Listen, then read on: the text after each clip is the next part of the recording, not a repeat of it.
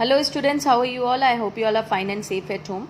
This is your economics, microeconomics lecture and the chapter is consumers equilibrium. In my previous video, I have explained you the meaning of indifference curve, meaning of indifference map and assumptions we have discussed, and as well as we have discussed about indifference set. Now, today's topic is properties of indifference curves. Now there are few basic properties of indifference curves which we are going to discuss. First property is indifference curves always slopes downward from left to right. When we draw an indifference curve, जब हम schedule बनाते हैं और हम indifference curve को draw करते हैं, then you can see that indifference curve always slopes downward from left side to right side. यहाँ left से right की तरफ जा रही है, so from left to right. This is the very first property. Every time this will happen. Now, ऐसा क्यों हो रहा है? Because as we know that indifference curve is a curve in which various combinations of two goods are plotted, we can say, है ना? या shown, different combinations of two goods are shown which gives the consumer same level of satisfaction. Okay, तो यहाँ पर क्या हो रहा है? यहाँ पर हमने उनको ड्रॉ करा, तो that's why we got indifference curve जो है downward sloping. Now this will be your like first point while explaining the first property. Next क्या है reason? That if a consumer want to consume more of good X, अगर consumer good X ज़्यादा consume करना चाहता है, then the consumer has to sacrifice few units of good Y, तो उसको good Y की कुछ यूनिट्स को सेक्रीफाइस करना पड़ेगा, है ना? But the level of satisfaction will remain same, लेकिन उसका लेवल ऑफ सेटिस्फेक्शन सेम रहेगा. इसी रीजन से कि चाहे गुड एक्स को इंक्रीज करने के लिए गुड वाई को सेक्रीफाइस करना पड़ जाए, लेकिन उसका लेवल ऑफ सेटिस्फेक्शन सेम रहेगा, चेंज नहीं होगा. That's why this is downward sloping from left to right, because in this case there is transfer of one good to consume more of another good, transfer of few units of one good to consume an additional unit of another good. तो ये इसलिए हुआ. Next property is indifference curves are always convex to the point of origin. This is convex shape है ना, convex shape है ना, always convex to the point of origin का मतलब हो गया दिस इज द ओरिजिन, और यहाँ पर हमेशा अगर आप देखो तो कॉन्वेक्स शेप आएगी. यहाँ पर इस पॉइंट पर हमेशा कॉन्वेक्स शेप आएगी. So this is the second property. अब what is the reason behind this shape? क्या रीजन है? The reason is diminishing marginal rate of substitution. अभी मैंने आपको प्रीवियस वीडियो में बताया था कि मार्जिनल रेट ऑफ सब्सटीट्यूशन जो है वो डिमिनिश होता है.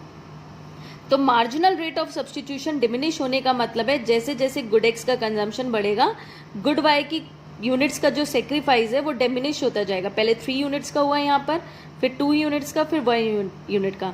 तो जब इस diminishing marginal rate of substitution की वजह से ही ये जो शेप आई, ये आई convex. Yes, so in this what you are going to explain that indifference curves are always convex to the point of origin because of diminishing marginal rate of substitution. Then in the next point what you can do is you can define marginal rate of substitution, then you can draw the table, you can draw the schedule, and then you can show कि marginal rate of substitution is diminishing. Okay, next property is higher the indifference curve, higher the utility. Higher indifference curves represent higher levels of utility.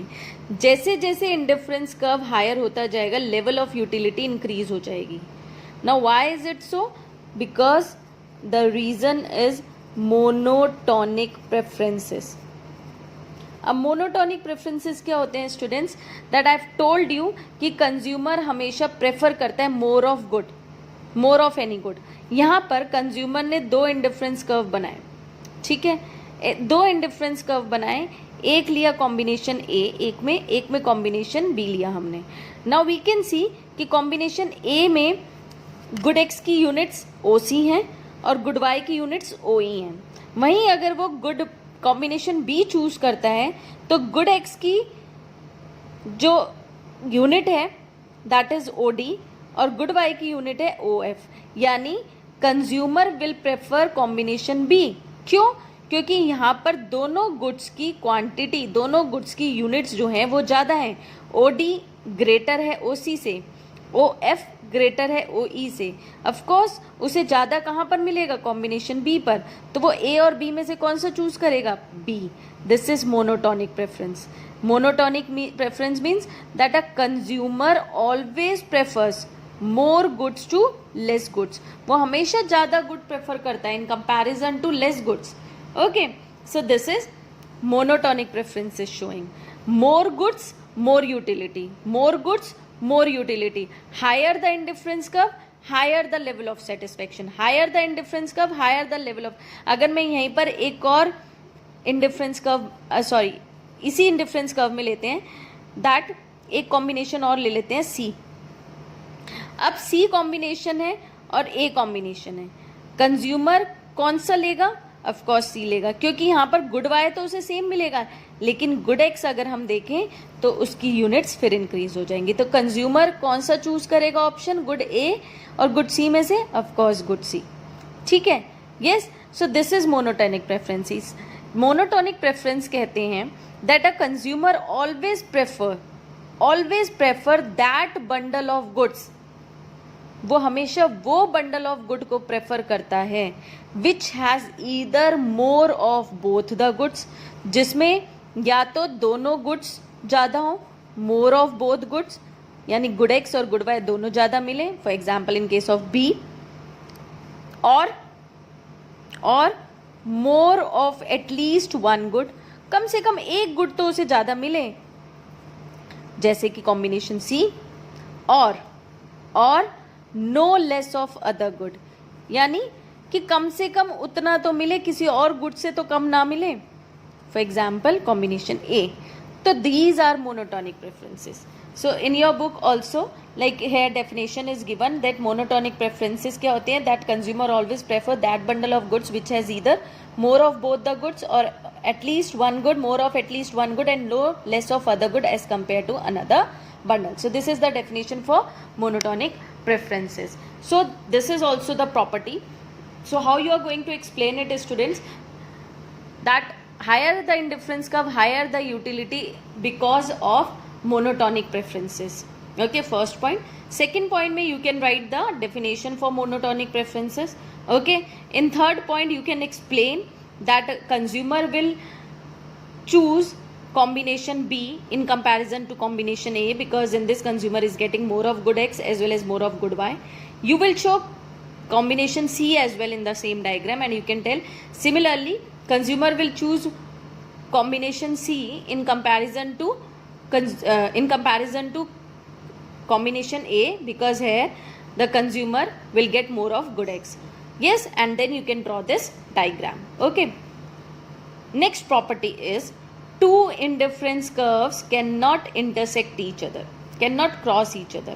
दो indifference curve कभी भी intersect नहीं कर सकते. Now how we are going to explain this property? हम यहाँ पर opposite assume करेंगे. We are going to assume let's say that two indifference curves intersect each other. हम मान के चलते हैं कि दो indifference curve intersect करते हैं. This is your first point. Okay, let's assume that two indifference curves intersect each other. Okay, next point में आप क्या लिखोगे? Now at IC1 में अगर आप देखो, this is IC1. At IC1 combination B is equal to combination, sorry this is not IC1, this is IC1. At IC1 you'll write at IC1 combination A is equal to combination C. Of course, क्यों? Combination A is equal to, you'll write combination C. Why? This is your first equation. Why? You'll give the reason in the bracket because points lying on the same indifference curve, combinations lying on the same indifference curve gives the same level of satisfaction. Similarly, at IC2 में क्या हो रहा है? This is IC2. Combination B. You will write combination. Okay, combination B is equal to combination C. Again, what is the reason? That combinations lying on the same indifference curve give same level of satisfaction. This is equation number 2. Now from equation 1 and 2, A is equal to C, B is equal to C, तो of course you will get A is equal to B. आपको मिल जाएगा A is equal to B. A C के बराबर है, B C के बराबर है, तो A भी B के बराबर है. You will get this. A is equal to B. But this is an absurd. This is a contradiction because both combinations are lying on two different indifference curves. दोनों combinations अलग अलग indifference curves पर lie कर रहे हैं, तो ये तो absurd है. This is wrong.